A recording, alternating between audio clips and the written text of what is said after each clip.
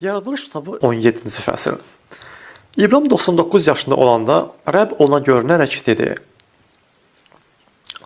Külli ixtiyar Allah mənəm, mənim yoluma get və kamil ol. Əhdimi özümlə sənin aranda qoyacağam və nəslini lap çoxaldacağam. İbrahim özü üstə düşdü.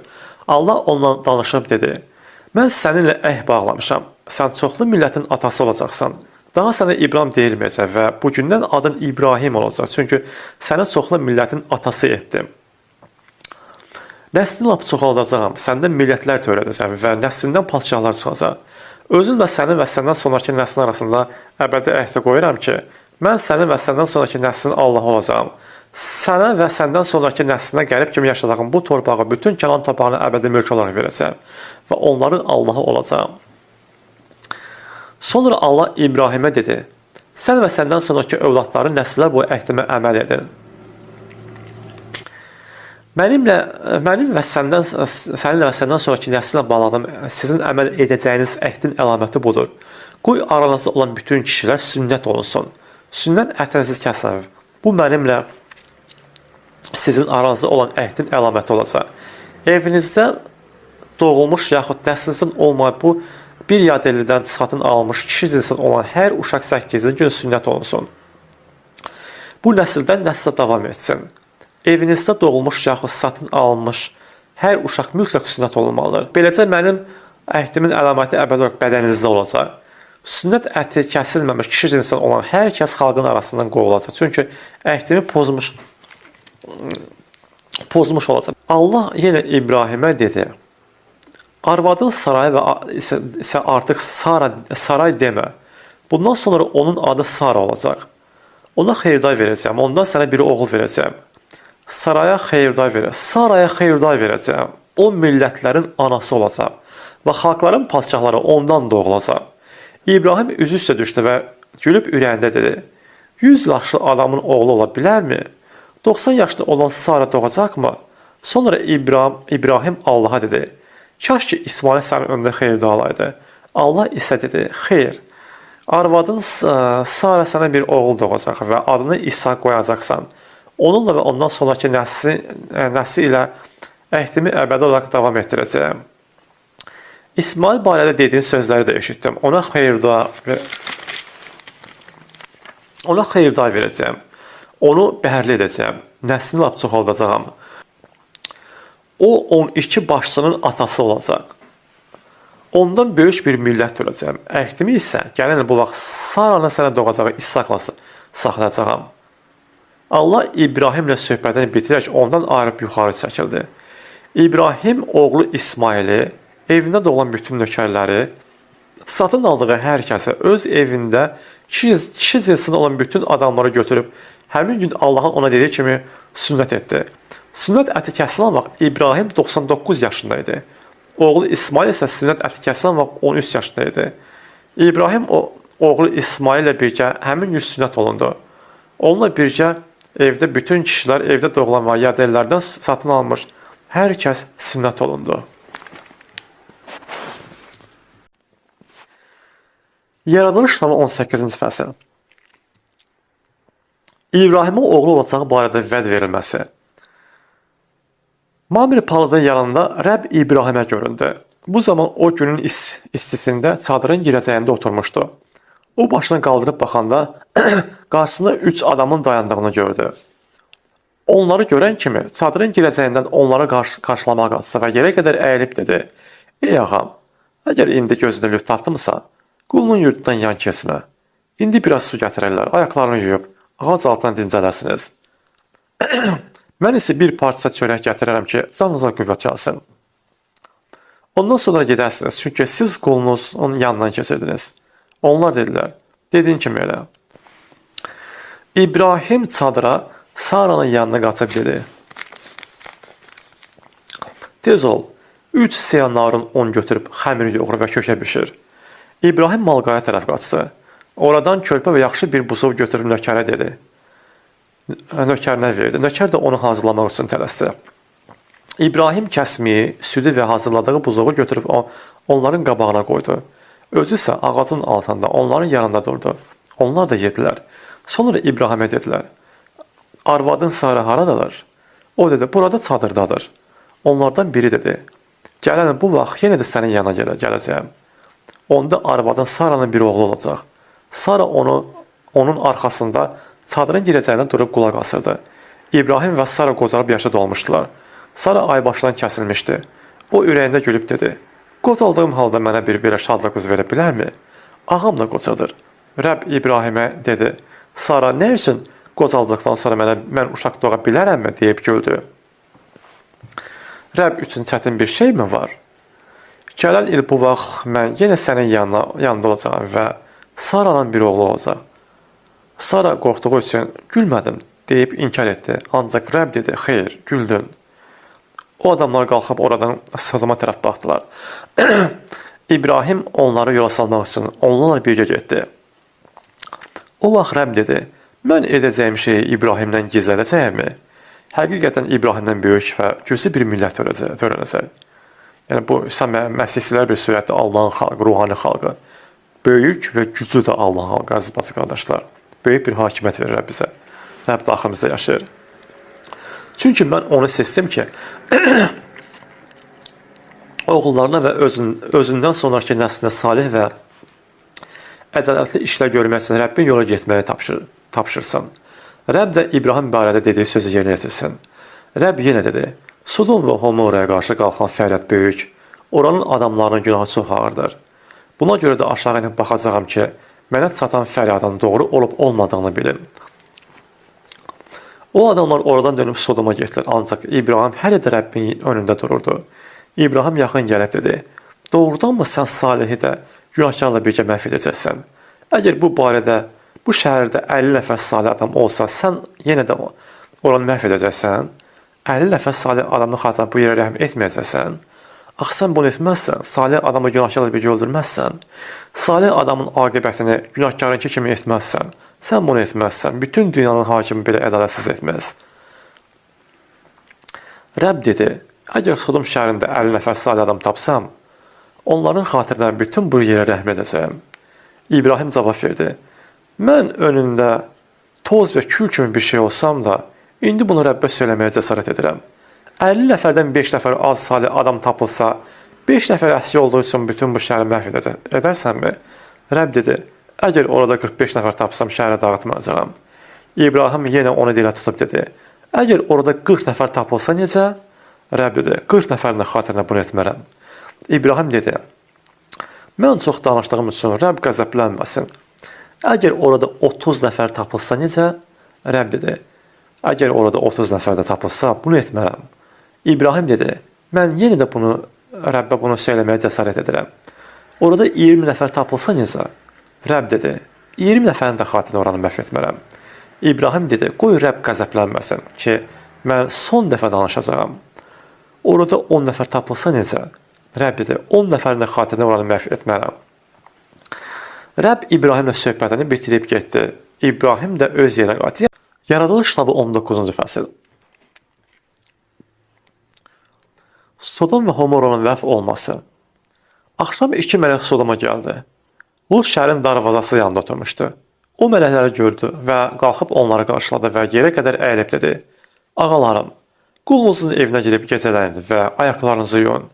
Səhər qalxıb yolunuza davam edərsiniz. Onlar dedilər, yox, biz gecəni şəhər meydanına keçəcəyik.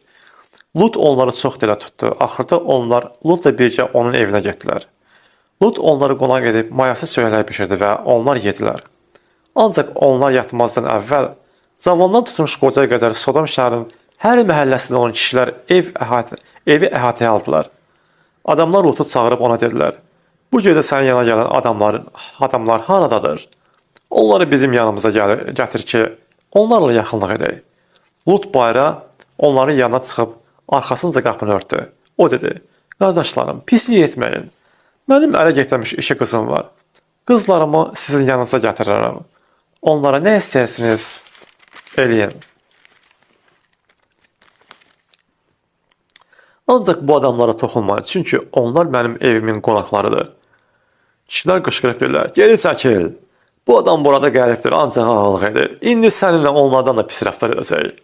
Onlar Luta hücum edib qapını qırmaq üçün yaxınlaşdılar. Onda içəridəki mələklər əllərini uzadıb Lutu öz evinə, öz yanlarına salır və qapını bağladılar. Evin qapısı arxasında duran adamları kiçikdən tutmuş böyüyə qədər kor etdilər. Bu səbəbdən adamlar qapını tapa bilmədilər. Mələklər Luta dedilər, burada daha kimin var? Bu şəhərdə kürəkənlərin, oğulların, qızların, nəslindən olan hər kəsi varsa, hamısını bir yerə çıxart. Çünki biz bu yeri məhv edəcəyik. Bu xalqın əleyhinə qalxan fəryad Rəbbə gəlib çatmışdır. Buna görə də Rəbb bizi göndərib ki, onu məhv edək.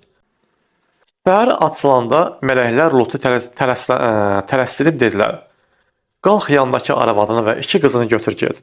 Yoxsa şəhərdəkilərin günahına görə məhv olacaqsan. Lut yavaş tərpəndi. Rəbb ona mərhəmət etdiyinə görə həmin şəxslər onun arvadını və 2 qızını əlindən tutub şəhərdən kənara çıxartdılar. Onları çıxaran zaman mələklərdən biri dedi, öz canını qurtar, arxana baxma. Bu düzənliyin heç yerinə qalma, dağa qalx, yoxsa həlak olacaqsan. Öz canını qurtar, arxana baxma. Bu düzənliyin heç yerinə qalma, dağa qalx, yoxsa həlak olarsan. Lut onlara dedi, aman ağam, indi bu qolun sənin gözünə lüt taxdı və canımı xilas etməklə mənə göstərdiyin xeyirxahlığına çoxatdın. Ancaq dağa çata bilmərəm, çünki bəla mənə də yetişə bilər və həlak olaram. Yaxınlıqda qaça biləcəyim kiçik bir şəhər var. Qoy oraya qaçıb canımı qurtarım. Axı, o şəhər kiçikdir. Mələklərdən biri Luta dedi. Sənin xatirinə bunu da edərəm. Dediyin şəhəri dağıtmaram. Tez ol oraya qaç. Sən oraya çatmamış mən bir şey etməyəcəyəm. Buna görə də o şəhər Suar adlandı. Günəş doğanda Lut Suara gəldi. Rəbb Sodom və Homorranın üzərinə göydən odlu kükük yağdı. Yəni, bu şəhərləri, bütün düzənliyi, oranın bütün sakinlərini və torpaqda bitən hər şeyi məhv etdi. Ancaq Lutun arvadı dönüb geriyə baxdı və duz üstünə çevrildi. İbrahim səhər erkən qalxıb Rəbbin önündə durduğu yerə getdi. Oradan Sodom və Homorraya, bütün düzənliyə baxdı. O yerdən ocaq tüstüsü kimi bir tüstü qalxdığını gördü. Allah düzənlikdəki şəhərləri məhv etdiyi zaman İbrahimi xatırladı. Buna görə də Lutun yaşadığı şəhərləri dağıdarkən onu fəlakət içindən çıxartdı. Lut 2 qızı ilə birgə Suardan çıxıb dağda yaşadı. Çünki Suarda yaşamaqdan qorxurdu. O 2 qızı ilə bir mağarada qaldı. Onun böyük qızı kiçiyinə dedi, atamız qocalıb və bu dünyada insan adətinə görə yanımıza girməyə bir kişi yoxdur. Gəl atamıza şərab içək və onunla yaxınlıq edək, öz atamızdan nəslimiz olsun. Onlar o gecə atalarına şərab içirlər. Böyük qız içəri girib atası ilə yatdı. Atası isə onun nə vaxt yatıb durduğunu bilmədi. O biri gün böyük qız kiçiyinə dedi, mən dünən gecə atamla yatdım. Gəl bu gecədə sən ona şərab içirək və sən də onunla yat ki, öz atamızdan nəslimiz olsun. O gecə yenə atalarına şərab içirdilər. Kişi qız qalxıb onunla yaxınlıq yatdı. Atası isə onun nə vaxt yatıb durduğunu bilmədi. Lutun 2 qızı beləcə atalarından hamilə oldu. Böyük qız bir oğul doğdu və onun adına Muav qoydu. O indiki Muavların əcdadıdır. Kiçik qız da oğul doğdu və onun adını Ben-Ammi qoydu. Çünki o indi Ammonların əcdadıdır. Yalnızca verimizi fəslində. İbrahim Mamredən Negev torpağına köçdü və Qadeş ilə Şur arasında məskən saldı. Sonra bir müddət qərarda qaldı. İbrahim orada arvadı Sara barəsində bu mənim bacımdır söylədi. Gerar padşahı Avimelek adam göndərib Saranı apardı. Ancaq gecə yuxuda Allah Avimelekə görünüb dedi, apardığın qadına görə sən öləcəksən. Çünki o bir nəfərin arvadıdır. Avimelek qadına toxunmamışdı. O dedi, ya Rəbb, məgər sən günahsız xalqı öldürə bilərsən? O adam mənə bu mənim bacımdır demədimi? Qadın ölsü də o mənim qardaşımdır dedi. Mən bunu sadəlik və təmiz niyyətlə etdim. Allah yuxuda dedi, mən də bilirəm ki, sən bunu sadəlik etdin. Buna görə də səni ona toxunmağa qoymadım. Mənə qarşı günah etməkdən saxladım. İndi isə qadını ərinə qaytar. Çünki o peyğəmbərdir. Sənin üçün dua edər, salamat qalasan. Ancaq qadını qaytarmasan, özün və bütün nəslin hökmən öləcək. Avimelek səhər tezdən qalxıb bütün adamlarını çağırdı və bu sözləri onların qarşısına söylədi. Adamlar çox qorxdular. Avimelek İbrahimi çağırıb ona dedi, bizə nə etdin? Sənə qarşı nə günah etdim ki, özümün və padşahlığın üzərinə bu böyük təqsiri gətirdin? Mənə qarşı nalayıq işlər etdin. Avimelek yenə İbrahimə dedi, bu işi görəndə nə düşünürdün? İbrahim dedi, düşünürdüm ki, burada Allah qorxusu yoxdur. Və Arvadıma görə məni öldürəcəklər. O doğrudan da mənim bacımdır, atamız birdir, ancaq anamız ayrıdır. Mən onu arvad aldım. Allah məni ata evindən qürbətə apardığı vaxt ona dedim, mənə bu cür yaxşılıq elə. Gedəcəyimiz hər yerdə mənim barəmdə bu mənim qardaşımdır söylə. Avimələk İbrahimə qoyun keçi, mal-qara, qullar və qarabaşlar verdi. Arvadı Sarın da ona qaytardı. Avimələk dedi, mənim ölkəm sənin öndədir. İstədiyin yerdə yaşaya bilərsən. Sonra Saray dedi, bax, qardaşına 1000 parça gümüş verdim. Qoy bu gümüş sənin yanındakılara günahsızlığını göstərən bir sübut olsun və hər kəs sənin günahsız olduğunu bilsin. İbrahim Allaha dua etdi. Allah da Avimələkə onun arvadına və carilərinə şəfa verdi. Onların uşaqları oldu. Çünki Rəbb İbrahimin arvadı Saradan ötürü Avimələkin evində olan bütün qadınların bətnini bağlamışdı.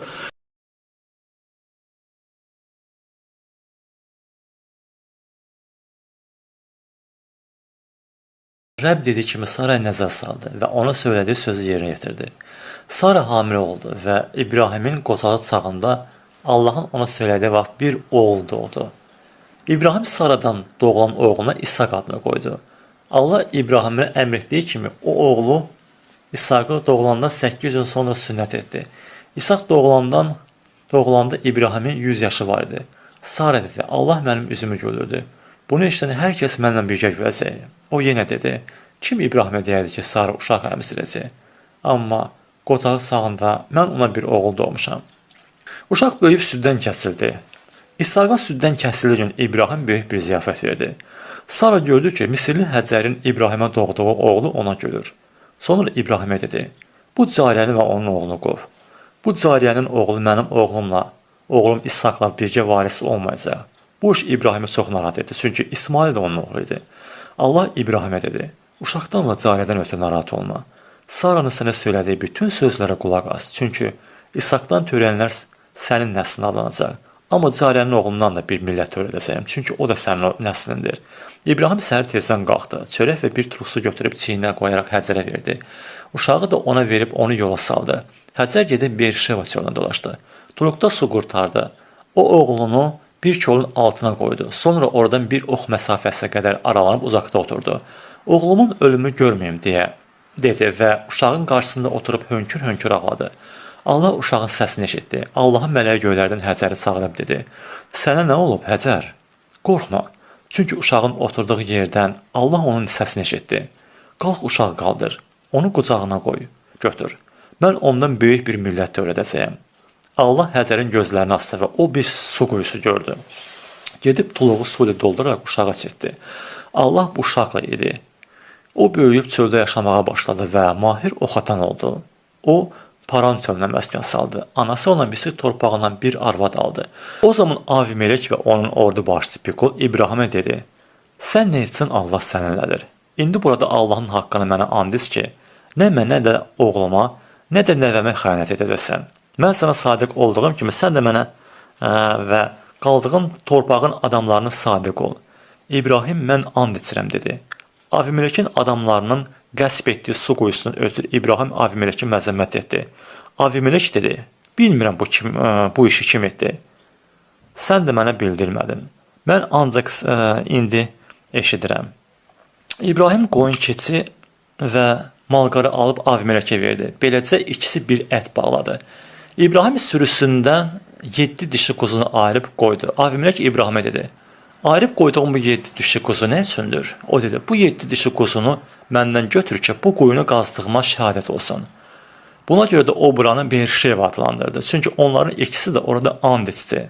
Beləcə Berşevada ət bağladılar. Sonra Avimələk və onun ordu başçısı Pikol qalxıb filistlərin ölkəsinə qayıtdılar. İbrahim Berşevada bir yoğun ağac əkdi və orada əbədi Allah olan Rəbbin adını çağırdı. İbrahim filistlərin ölkəsində uzun müddət qaldı. 22-ci fəsil. İbrahimin sınağa çəkilməsi. Bir müddət sonra Allah İbrahimi sınağa çəkdi. O, ey İbrahim, deyə çağırdı. İbrahim, buradayım, dedi.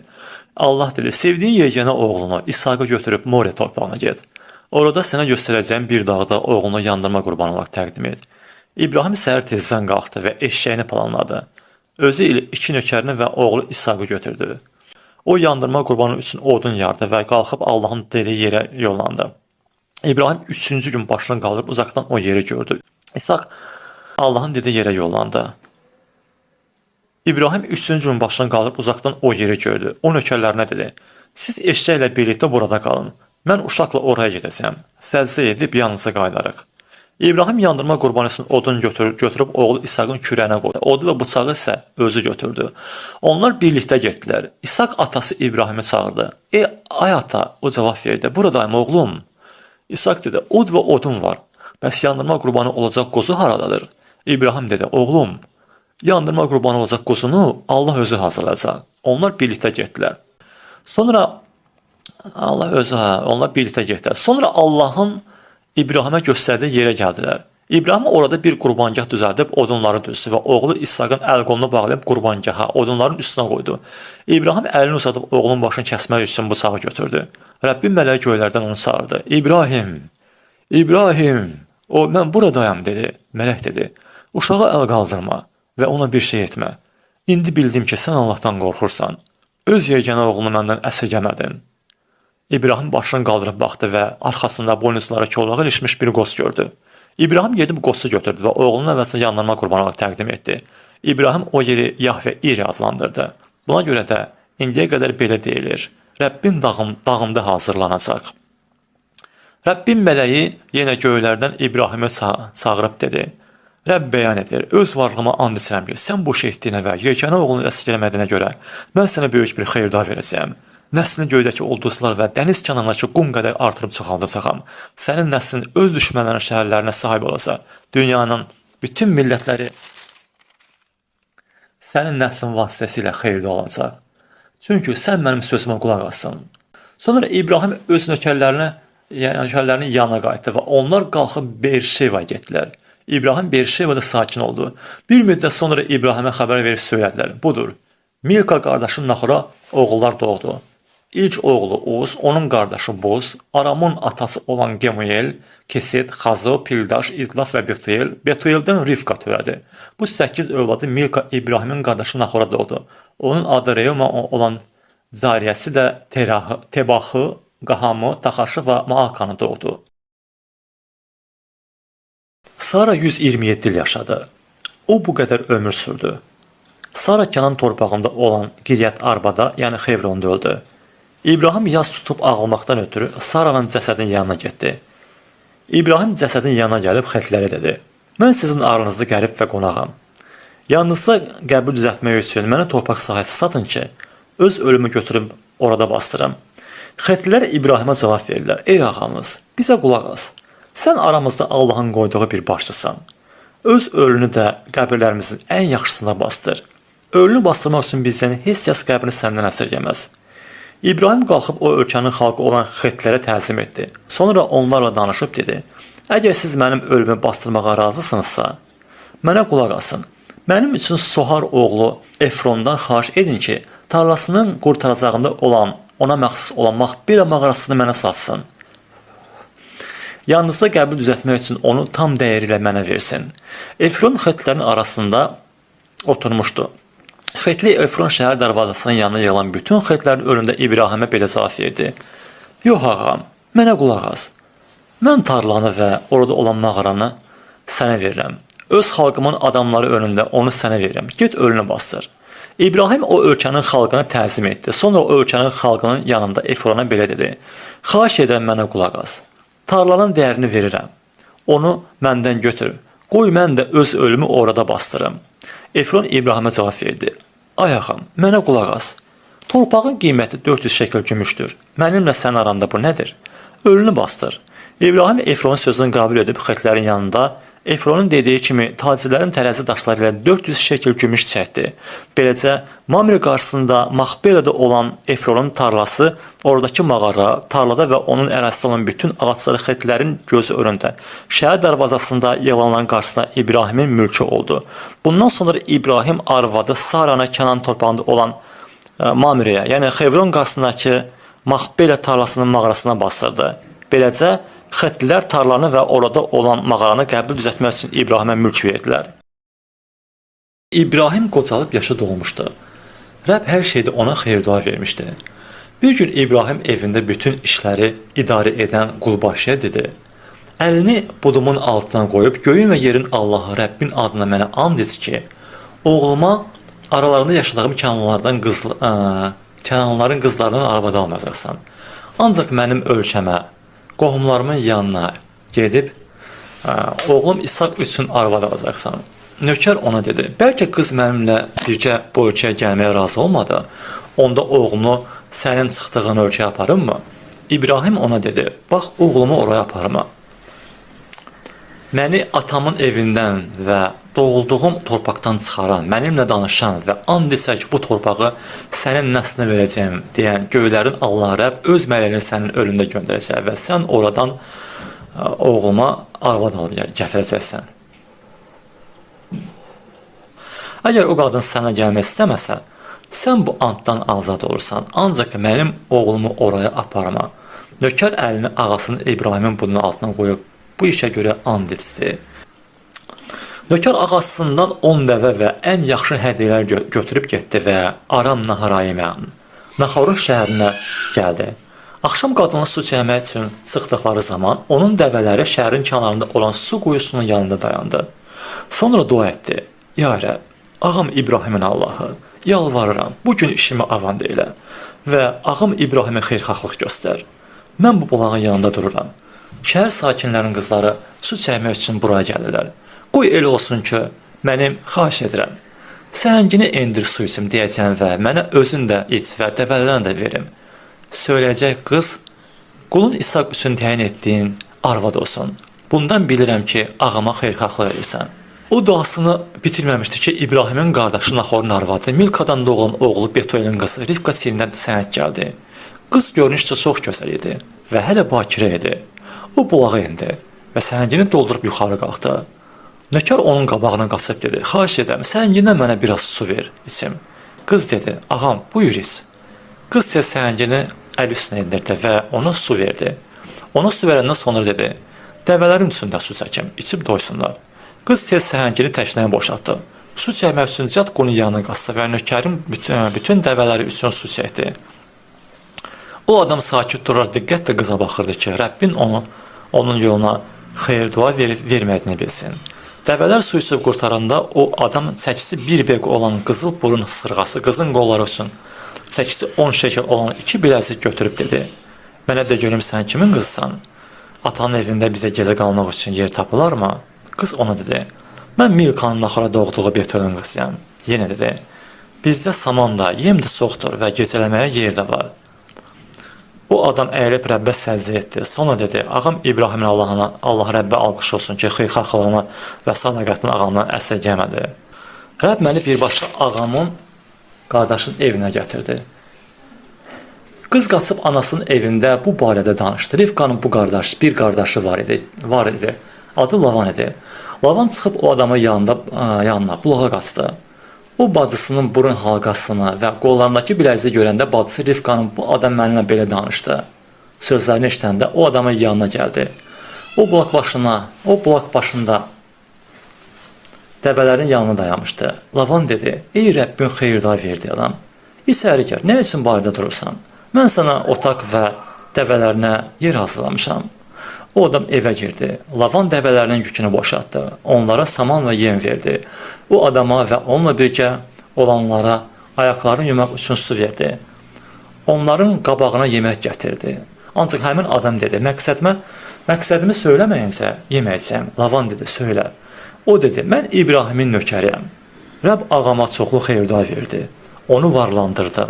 Ona qoyun keçi, malqara, qızıl gümüş, qullar, qarabaşlar, dəvələr və eşəklər verdi. Ağamın arvadı Sarda qoca ikən ağama bir oğul doğdu. Ağam özünə məxsus olan hər şeyi ona verdi. Sonra da məni and içdirək dedi. Ölkələrində yaşadığım Kənanların qızlarını oğluma arvad alma. Ancaq atamın evinə, qohumlarımın yanına gedib oradan oğluma bir arvad al. Mən ağama dedi, bəlkə o qadın mənimlə gəlmədi. O mənə dedi, önündə davrandığım Rəbb səninlə öz mələyini göndərəcək. Yolun uğurlu olacaq. Və qohumlarımın arasından atamın evindən oğluma arvad alacaqsan. Qohumlarımın yanına getdiyin zaman içdiyin anddan azad olacaqsan. Əgər o qızı sənə verməsələr, içdiyin anddan azad olacaqsan. Mən də bugün bulağın yanında gəlib dua etdim. Ey ağam İbrahimin Allah Rəbb, yalvarıram. Getdiyim yolu aç. İndi mən bulağın yanında dururam.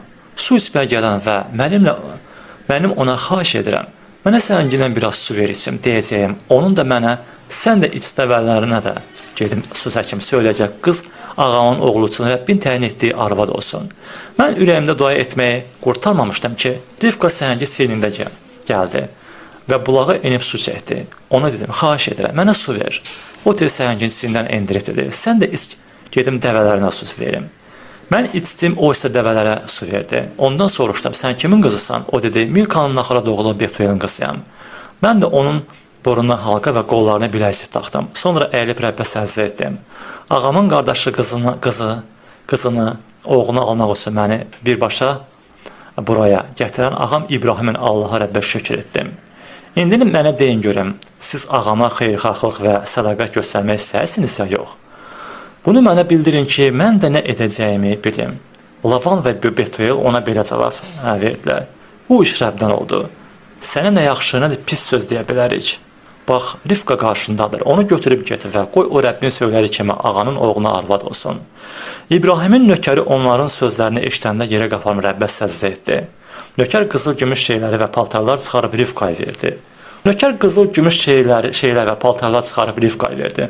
Onun qardaşına və anasına da qiymətli şeylər bağışladı. Özü və onunla birgə olan adamlar yeyib içdilər və orada gecələdilər. Səhər qalxanda nökər dedi, məni ağamın yanına göndərin. Qızın qardaşı ilə anası dedi, qoy qız bizimlə heç olmasa 10 gün qalsın, sonra gedər. Nökər onlara dedi, indi ki Rəbb mənə yol açdı, məni gecikdirməyin, buraxın ağamın yanına gedim. Onlar dedilər, qoy qızı çağırıb öz dilindən işləyir. Rivkanı çağırıb ona dedilər, bu adamla gedirsənmi? O da gedirəm dedi. Onlar bacıları Rivkana, onun dayəsini, İbrahimin nökərini və onunla olan adamları yola saldılar. Rivkaya xeyirda verib dedilər, ey bacımız, minlərlə, 10 minlərlə övlada ana olasan, qoy nəslin yağların yurduna sahib olsun. Rivka və qulluqçuları qalxıb dəvələrə mindilər və o adamla birgə getdilər. Beləliklə nökər Rivkanı götürüb getdi. İshak Beer-Lahai-Roi yolu ilə gəldi. Çünki o Negev torpağına işlərdi. Axşam düşəndə İshak bir qədər düşünmək üçün çölləyə getdi. O başını qaldırıb baxanda gördü ki, dəvələr gəlir. Rivka da başını qaldırıb İshakı görəndə dəvədən düşdü. O nökərdən soruşdu, bizi qarşılamaq üçün çölləyə gələn bu adam kimdir? Nökər ağamdır dedi. Rivka Rübənin üzünə sərkəb örtündü. Nökər baş vermiş bütün işlər barədə İshaka danışdı. İshak Rivkanı anası Saranın yaşları çağırıb apardı. Rivka ona arvad oldu. İshak onu sevdi və anasının ölümündən sonra onunla təsəlli tapdı. İbrahim başqa bir arvad aldı. Onun adı Getura idi. Getura ona bunları doğdu. Zimran, Yoxşan, Medan, Midyan, İşbak və Şua. Yoxşandan Səba və Dedan törədi. Dedanın nəsilləri Aşurlular, Letuşlular, Leumlular, Midyan oğulları, Eyfa, Efer, Xanok, Avida və Eldaa. Bunların hamısı Getura'nın övladlarıdır. İbrahim özünə məxsus olan hər şeyi İshaka verdi. Cariyələrin oğullarına isə hədiyyələr verdi. Salğında onları da oğlu İshakın yanına şərq torpağına tərəf göndərdi. İbrahim 175 il ömür sürdü. O uzun ömür sürdü. Qoca vaxtında son nəfəsini verərək ölüb əcdadlarına qoşuldu. Oğulları İshak və İsmail onu Mamre qarşısında olan Mahbela mağarasında, Xetli Suar oğlu Efronun tarlasına bastırdılar. O tarlanı İbrahim Xetlilərdən satın almışdı. İbrahim və arvadı Sara orada bastırıldı. Allah İbrahimin ölümündən sonra oğlu İshaka xeyirda verdi. İshak Beer-Lahai-Roi'də şəhərdir. Sara'nın qardaşı Misirli Həzərin İbrahimə doğulu İsmailin nəsli tarixçəsi belədir. Doğulma sırasına görə İsmailin oğullarının adları belədir. İsmailin ilk oğlu Nevayot, Gedar, Adbeel, Mifsam, Mişma, Duma, Massa, Xadaf, Tema, Yetur, Nafiş və Getma. İsmailin oğulları bunlardır. Kəndləri və obaları ilə birgə onların adları belədir. Onlar öz tayfalarının 12 başçısı idi. İsmail 137 il ömür sürdü. Ömrünü başa vurdu və ölüb əcdadlarına qoşuldu. İsmailin nəsilləri Xaviladan Şura qədər olan ərazidə məskən saldı. Şur Aşura gedərkən Misirin qarşısındadır. Onlar qardaşların yaşadığı yerin qarşısında yerləşmişdi. İbrahimin oğlu İshakın tarixçəsi belədir. İbrahimdən İshak törədi.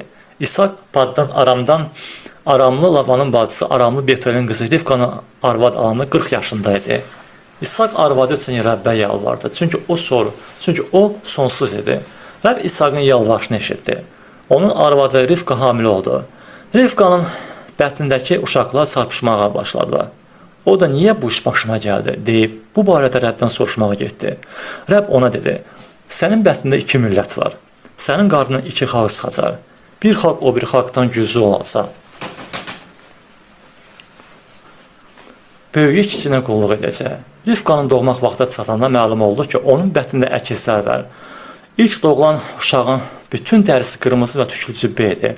Onda onun adını Esav qoydular. Ondan sonra qardaşı doğuldu. O əli ilə Esavın topuğundan tutmuşdu. Onun adını Yaqub qoydular. Onların doğulduğu vaxt İshak 60 yaşındaydı. Uşaqlar böyüdü, İsav mahir ovçu və çöl adamı oldu. Yaqub isə çadırda yaşayan mülayim bir adam oldu. İshak Esavı sevirdi, çünki onun ovladığı heyvanlar İshakın xoşuna gəlirdi. Rivka isə Yaqubu sevirdi. Bir gün Yaqub şorba bişirirdi. Esav isə çöldən yorğun gəldi. Esav Yaquba dedi: Bu qırmızı şorbadan biraz ver. Çünki azmışam. Buna görə də ona Edom adı verildi. Yaqub dedi: Əvvəlcə ilk oğlu haqqını mənə ver, mənə sat. Esav dedi: Bir halda ki, mən acından ölürəm, ilk oğlu haqqı mənə nəyimə lazımdır? Yaqub dedi: Əvvəlcə mənə and iç. Esav ona and içdi və ilk oğlu haqqını Yaquba satdı. Yaqub Esava çörək və mərci şorbası verdi. Esav yeyib içdi, sonra qalxıb getdi. Beləcə Esav ilk oğlu haqqına etinasızlıq etdi. İbrahimin yaşadığı dövrdə olan aclıqdan başqa ölkədə daha bir aclıq oldu. İshak Gerara, Filistlərin padşahı Abimeleki yanına getdi. Rəbb ona görünüb dedi: Misirə getmə. Sənə söylədiyim ölkədə məskən sal. Bu torpaqda qal. Mən sənin olacağam və sənə xeyirlər verib bütün bu ölkələri sənə və nəslinə verəcəyim. Atan İbrahimə içdiyim andı yerinə yetirəcəyim. Nəslini göydəki ulduzlara qədər çoxaldacağam və bütün bu ölkələri nəslinə verəcəyim. Yer üzünün bütün millətləri sənin nəslinin vasitəsilə xeyirdə alacaq.